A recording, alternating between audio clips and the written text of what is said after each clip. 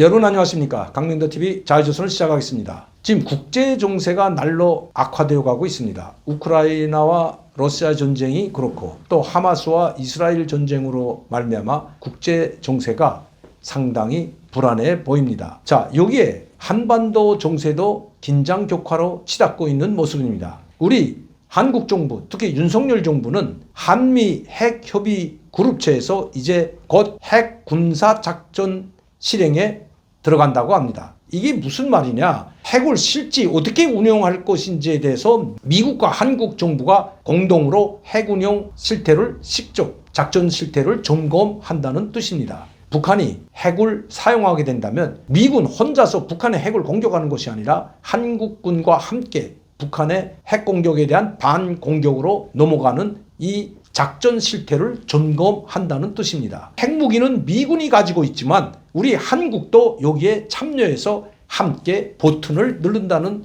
그런 뜻입니다. 윤석열 정부는 또 우리 신원식 국방부 장관이나 합참의장도 북한이 핵을 사용하게 되면 그 순간 김정은 정권은 종말을 고하게 될 것이라고 연이어 맹공을 퍼붓고 있습니다. 여기에 북한도 뒤질세라 한국을 일거에 쓸어버릴 만단의 전투 준비는 이미 끝났다고 호언장담하고 있습니다. 한국과 북한은 돌아설 수 없는 다리를 걷는 것처럼 내일 당장 전쟁이 일어나도 과언이 아닐 정도로 지금 긴장 격화가 심각한 상황에 이르고 있다는 것입니다. 이 문제에 대해서 우리 북한 전문가인 강영선 대표와 이야기를 나눠보도록 하겠습니다. 이 한반도 정책, 대북 정책을 만드는 데 있어서 많은 기여를 하고 또 지금까지 약 20년 동안을 북한 정책을 수립하는데 또 한반도 평화 정책을 수립하는데 남북 관계 정책을 수립하는데 큰 이바지를 해왔기 때문에 오늘 제가 자주 이제 강용선 대표를 모십니다. 또 거기에 박식한 전문가일 뿐만 아니라 북한의 로얄 패밀리라고 하는 김일성 어머니 강반석 집안과도 가까운 친척이기 때문에 이렇게 자주 모시게 됐습니다.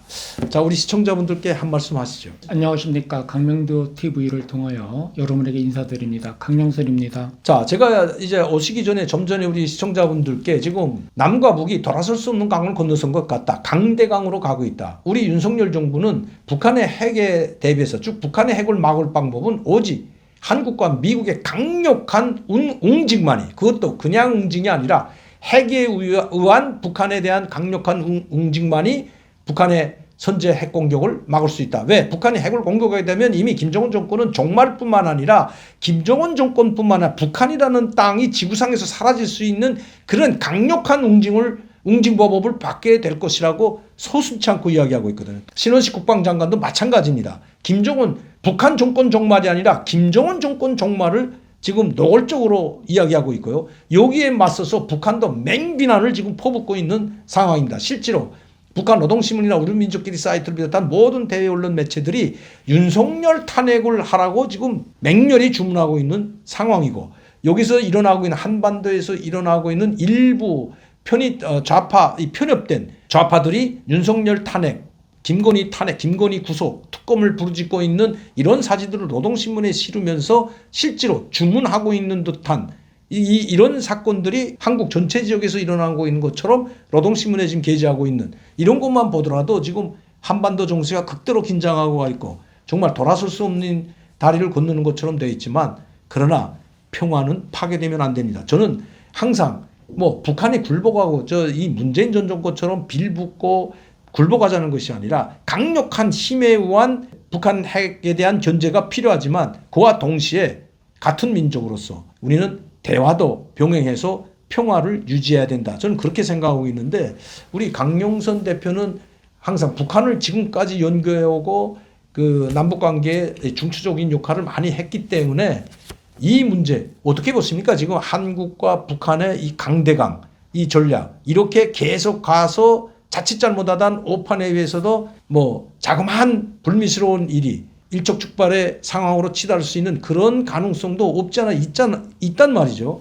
여기에 대해서 이 강용선 대표의 생각은 어떤지, 어떻게 해야 이 문제를 풀어나갈지 여기에 대해서 좀 한번 우리 국민들에게 말씀해 주시죠. 네.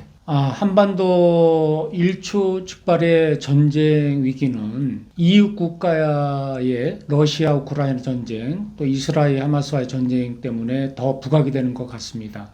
그렇지만 한반도의 평화는 북한이 핵을 보유하고 있기 때문에 남한에서도 그에 상응하는 군사 무기라든가 또 한미 훈련이라든가 통해서 어느 정도 평등해야지만 한반도의 평화를 유지할 수 있다고 봅니다. 또 강해야죠. 네네. 왜냐하면 공격하는 보다 반공격하는 쪽이 더 강해야 공격을 조지시킬 수 있고 공격할 엄두를 못 내게 할 거 아닙니까? 네, 맞습니다. 그래서 윤석열 정부의 대북 강대강은 곧 한반도 평화를 유지하기 위한 방법입니다.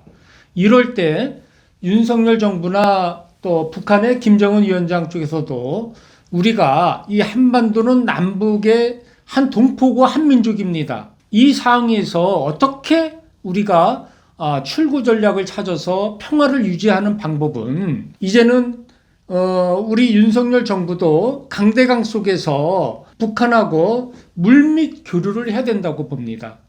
전쟁이 나도 평화를 유지하기 위한 물밑 교류는 어느 국가에서도 일어나고 있습니다. 지금 남북한의 물밑 교류는 찾아볼 수가 없습니다.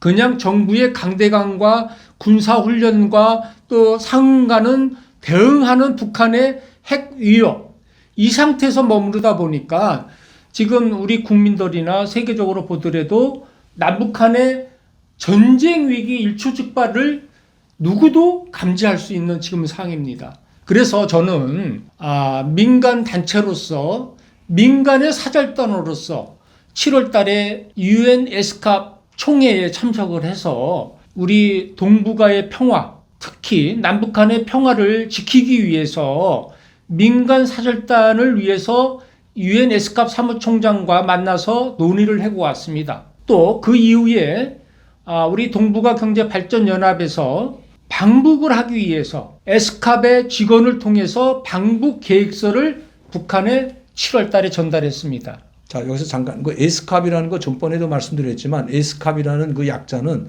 아세아 태평양 경제 이사회라는 유엔 기구입니다. 국제 기구인데 유엔 국제 기구에서 가장 큰 국제 기구고 아세아 태평양이라고 해 가지고 유럽 전체가 다 참여했고 미국, 러시아, 중국도 참여하고 있는 가장 규모가 큰 유엔 다음에 규모가 큰 국제 기구라는 걸 여러분들께 말씀드리고 지금 오해가 있을까 봐 여러분들께 말씀드리는데요. 이 강용선 대표가 에스캅 아시아 태평양 경제이사의 초청을 받아가지고 김학수 전 총재님과 함께 이 회의에 참석을 했고 그리고 거기에서 한반도 평화와 관련된 남북관계 이 악화된 남북관계를 어떻게 풀어야 될지에 대해서 토론을 하고 왔다는 점 제가 말씀을 드립니다. 북한에 방북 수행하겠다고 그 소리를 준 것은 자기가 본인이 가서 북한에 한 것이 아니라 에스캅이라는 아시아 태평양 경제이사회의 한 부문을 통해서 그 부문을 통해 가지고 북한 측에 제안을 한 겁니다. 에스캅에서 제안을 한 겁니다. 남북 간이 강대강을 가더라도 일단 평화, 한반도의 평화가 중요하기 때문에 북한도 돌아서서 국제사회에 나오고 국제기구에 참여하고 그래서 한반도의 평화를 이루어가는 것이 좋다는 취지로 북한에 전달하게 됐다는 점 여러분들께 말씀드립니다. 이게 뭐 남북 관계를 위해서 강용선 대표가 있는 이 민간단체가 사단법인이죠. 민간단체가 직접 북한에 전달한 것이 아니라 에스캅에서 이 의사를 전달받아서 북한에 전달했다는 말씀을 지금 드리는 겁니다. 왜냐하면 최근에 지금 저청년과 접촉한 무단으로 저청년 무단으로 접촉하면 안 되거든요. 그건 법에도 나와 있기 때문에 무단으로 접촉한 사람들이 지금 수사선상에 올라와 있기 때문에 제가 간단히 여러분들께 말씀드리는 겁니다. 이해를 도모하기 위해서요.